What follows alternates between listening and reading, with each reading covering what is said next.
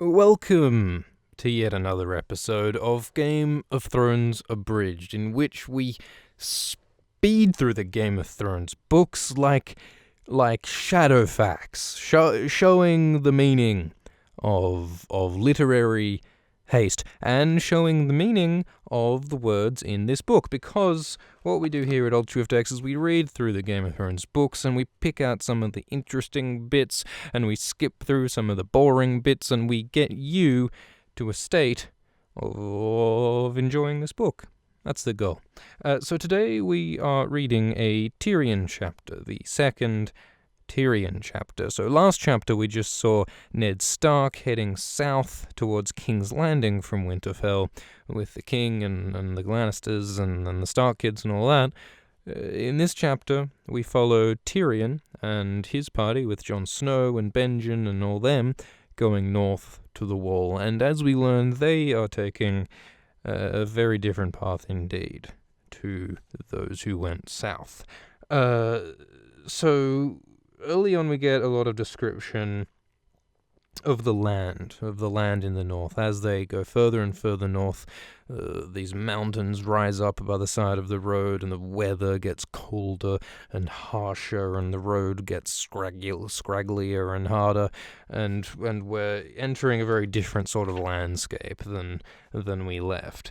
And we had all these descriptions of little farms and little towers and forts and roads and hills and it's like the fucking Lord of the Rings. Lots of hill descriptions. And Tyrion also describes the party of people he's traveling with. He mentions Jon Snow, and he mentions Jon Snow's albino direwolf Ghost. And Tyrion finds Ghost very unsettling. There's something very unsettling about the animal, which perhaps alludes to the sort of mystical qualities of the direwolves. And along with Jon is Jon's uncle Benjen Stark of the Night's Watch, and at one point they meet up with Yoren of the Night's Watch, who's like the recruiter. He goes around Westeros picking up all the criminals and ne'er-do-wells and taking them up to join the Night's Watch. And the first description of Yoren describes him as stooped and sinister, his features hidden behind a black beard. So he sounds kind of like a bad guy, or at least like an ugly guy, which is interesting given that Yoren is, of course, rather a bloody good bloke, really, because Yoren is the one who saves Arya from King's Landing after the execution of Ned and helps her try to get north to the Wall. Of course, he fails and dies, as many good guys do in this series, but Yoren, the point is an upstanding gentleman by most accounts. So it's funny that he's introduced in this sort of negative way. And yeah, so Yoren's got some new recruits for the Watch with him, and it's a couple of peasant boys, dirty, stupid, cruel peasant boys who are described as rapers, which is like the Game of Thrones word for rapist. I'm not sure, like, there are a lot of little language changes that George has made for flavor in this world, like sir, as in a knight, sir, is spelled S-E-R instead of S-I-R, which is kind of interesting, and yeah, for some reason, someone who rapes is not a rapist, they are a raper, which I suppose makes at least as much sense. Rapist sounds uncomfortably like artist, like a profession or something, whereas raper suggests someone who just did something, which is maybe more fitting. Let's not dwell on that. The point is that Jon is observing that these people of the Night's Watch who he's meeting, Yoren and these recruits and stuff, they're not as heroic as Jon was sort of hoping, not as sort of noble as Jon was hoping. He's starting to realize that this fraternity of gentlemen who he's about to commit his entire fucking life to serving are more of the sort of gross and dirty persuasion, which is apparently not how Jon swings. But anyway, and so Tyrion, this chapter's from the point of view of Tyrion, and Tyrion observes Jon's dismay at all this. He perceives that Jon is realizing that the Night's Watch might be a hard life indeed, and an unpleasant one. And they talk a bit about Benjen, and Benjen is a little bit cold towards Tyrion. Benjen apparently has a distaste for Lannisters, like Ned. When you think about it, is there really enough reason for all the Starks to hate the Lannisters as much as they do? Or maybe not hate, but mistrust. Because the main explanation we have for this is the sack of King's Landing and the Lannisters turning up late to Robert's Rebellion and stuff. But I don't know, is that really sufficient to explain why, even Benjen is so distrustful of Lannisters? I don't know. Maybe there's more history there that we haven't been told or something. Or maybe it's just a plot convenience. Because, of course, the main purpose of all this is to create this seeming conflict between Starks and Lannisters in Book 1. Anyway, so they're traveling, and Tyrion complains, not for the first time and not for the last time, about the pain in his legs and the cramps in his legs. His stunted legs, and he also talks, and he emphasizes again that it's cold here and it's growing colder, which should remind us ominously of the prologue chapter, in which, of course, the cold weather was associated with the others, the White Walkers emerging. So it's sort of reinforcing those ideas of some kind of rising threat or danger. We also, well, that's not important. And so they stop to rest for the night. And it's talked about how the other blokes are all like dealing with the horses and starting fires and doing all this manual labor. But Tyrion finds that he's only sort of in the way if he tries to do these things because he's too small and too awkward, and so we're sort of emphasizing that Tyrion isn't able to sort of be a man in the same way that these able-bodied folks are, and so Tyrion thus sort of alienated goes off and reads. He goes off and reads because that's how he feels he can be useful, or at the very least comfortable. It's also mentioned that this is the 18th night of their journey, which sort of gives you a sense of some of the distances involved here, right? Like in the Game of Thrones show, everyone's one jump cut away from crossing an ocean or crossing a continent. In the books, things take rather a lot of time. Of course, the chronology doesn't actually always make sense in the books either. George doesn't really put that much effort apparently into the exact sort of travel times and such, which is fair a bloody enough, because who gives a shit about the details of the logistics? But the point is that Westeros is a big place, and it takes time to move around. So Tyrion's reading. He's reading a book about the history and properties of dragons, which is something that he's curious about. And the book's talking about dragon bone and the properties of dragon bone. You can make cool bows out of dragon bone, apparently. And Tyrion talks about his fascination with dragons, and he talks about how, like, back in the day when the Targaryens ruled Westeros, the Targaryens, King Aerys displayed the skulls of all the dead Targaryen dragons in the Great Hall of Westeros, which would have looked pretty dope. But when King Robert took over, he took all the skulls down and replaced them with banners, and all the skulls were abandoned in a basement. And one day Tyrion went down to look at all the skulls, and he found that they were fearsome and huge and amazing and also beautiful. And there's all these nice descriptions of teeth like black diamonds and fires and eyes and such. It's also mentioned this sort of mystery. I mean, it's not presented as a mystery, but it's mentioned that the oldest dragon skulls are the biggest and the most recent dragon skulls are the smallest. So there was this long decline of the Targaryen dragons over a long time, and there are multiple theories of like how this came to be, whether it's to do with some kind of Maester conspiracy intervention or just like the declining power of magic in the world. Though regardless, it seems that the ultimate end to the dragons mostly came from the Targaryen civil war, the dance of the dragons. But anyway, so Tyrion's interested in dragons. And of course that interest may become a lot more relevant later on in the series when Tyrion hooks up with Dany and her crew.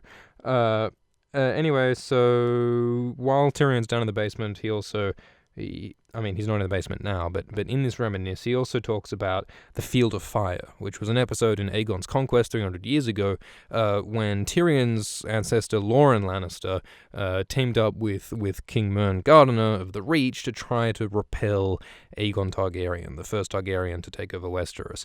And spoiler, it ended poorly for those gentlemen. They all lined up their soldiers in neat rows to all go attack the Targaryens, and they all got fucking spit roasted by the dragons, by the sky lizards, those fiery, no good sky lizards. So that sucked. And anyway, Jon Snow comes and interrupts Tyrion's reading. He says, why do you read, man? Well, we come from an illiterate society. What are you doing reading, huh? What's all that about? You fucking gonna do a spell on me? You fucking, what are those words? They're not, I don't trust them. And well, he doesn't say those things, but Tyrion's like, all right, look, here's the deal. I'm a dwarf. I can't be a soldier. I can't be this manly ideal. I can't be what my society expects me to be. But I've got these responsibilities as a Lannister to contribute somehow and to do something. So he says that the thing that I have that makes me useful is my mind. And like a sword needs a whetstone, a mind needs books if it is to keep its edge. Which is this lovely, pretty way to say books are good. And that's what we're doing now, kids. And so that happens. And so we also have a description of Jon.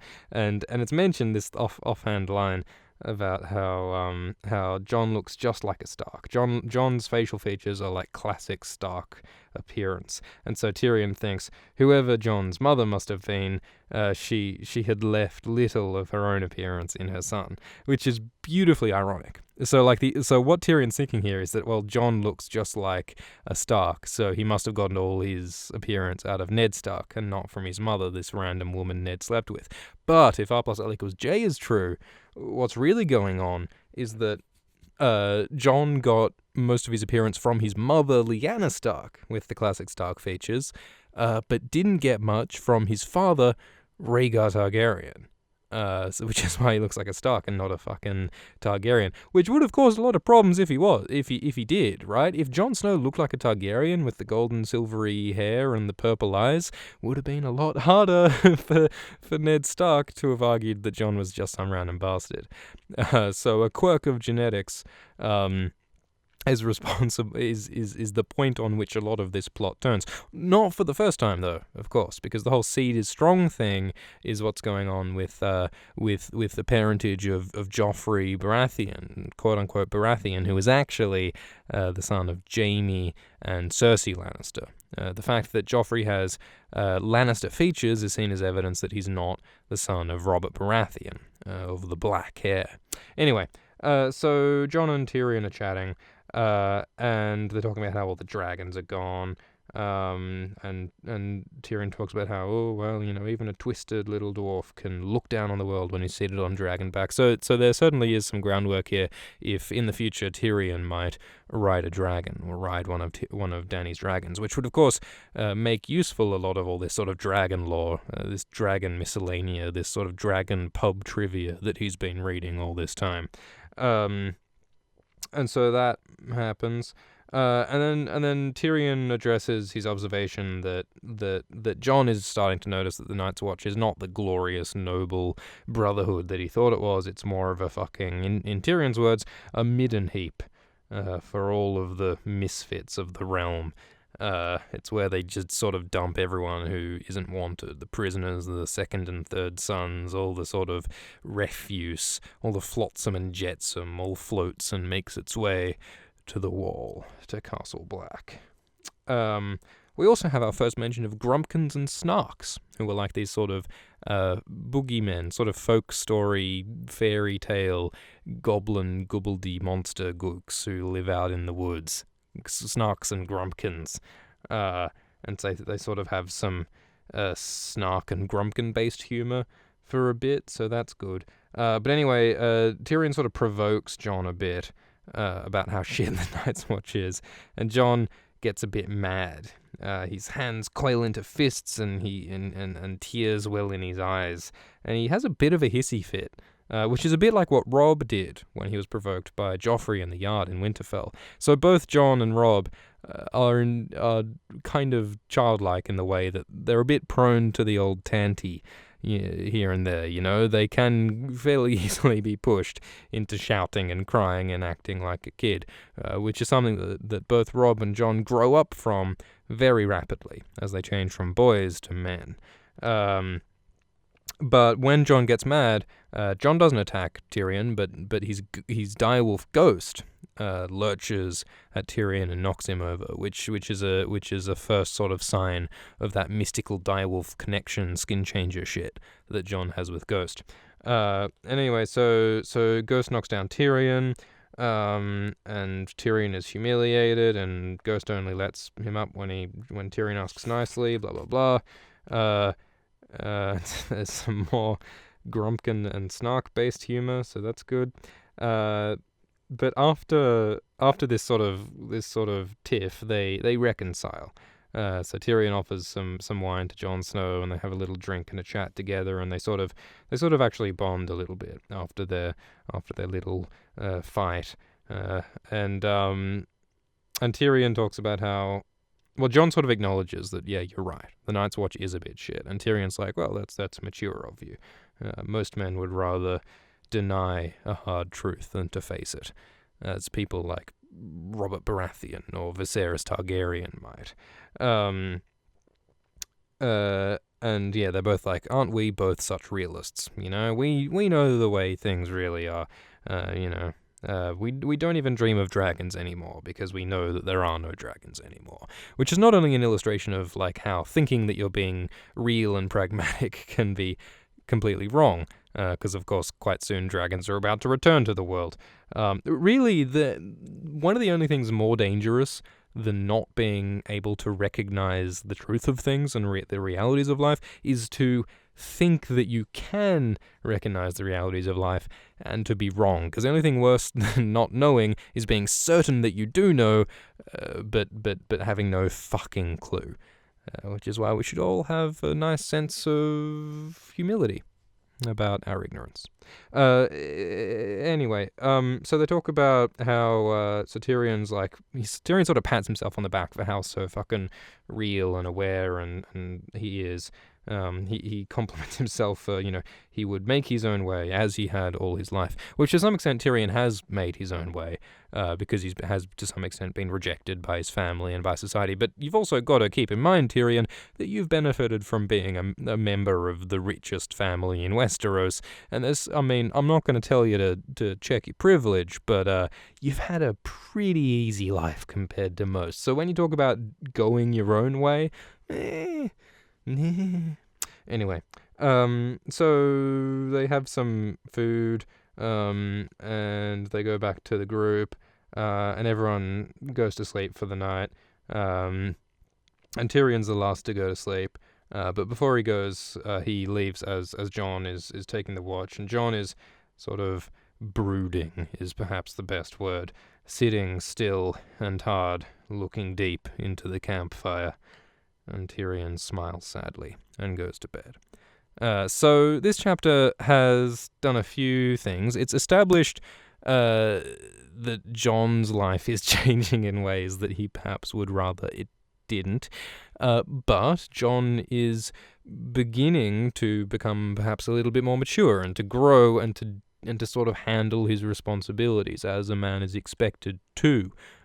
In this society. Though, of course, you can question whether the adult manly thing to do really is to just fucking suffer up and man up and bear it. Maybe in some situations the right thing to do is to try to change your course or change the circumstances that you're in. But hey, there's all about sort of stoic honor in this society. That's the way these people roll. Tyrion, meanwhile, of course, is going up to the Night's Watch on the wall just as a fucking tourist. He's like those tourists who are about to fly around the moon. You hear about that with like SpaceX or whatever? First space tourists. That's cool / ridiculous because, of course, these people are paying huge sums of money to do this thing. just as Tyrion is wasting resources to go piss off the edge of the world on the wall, as he so delicately puts it. But anyway, we're also starting to explore a little more deeply this idea of the North and what that means. We're about to discover more about the Night's Watch and the Wall. We even had a name drop of the others, the White Walkers, in this chapter. So at the same time that we've got all this change happening with the characters of Jon and Tyrion, we've also got movement in the sort of mystical back undercurrent of the series, which promises to deliver not only character drama, and not only politics, and not only conflict, but also some fucking mystical last dragon, White Walker, fire and ice type shit, man. There's a lot to look forward to. So thank you for listening to this episode of Alt-Schrift X's Game of Thrones Abridged. That was Tyrion 2, A Game of Thrones. The release schedule at this point is, of course, Monday, Wednesdays, and Fridays at 9 p.m. Eastern Time. That is the plan for releases of this series. If you enjoyed, do let us know. Press the buttons and there'll be the more things and it'll be great. So let's go on our way. Cheers and good night.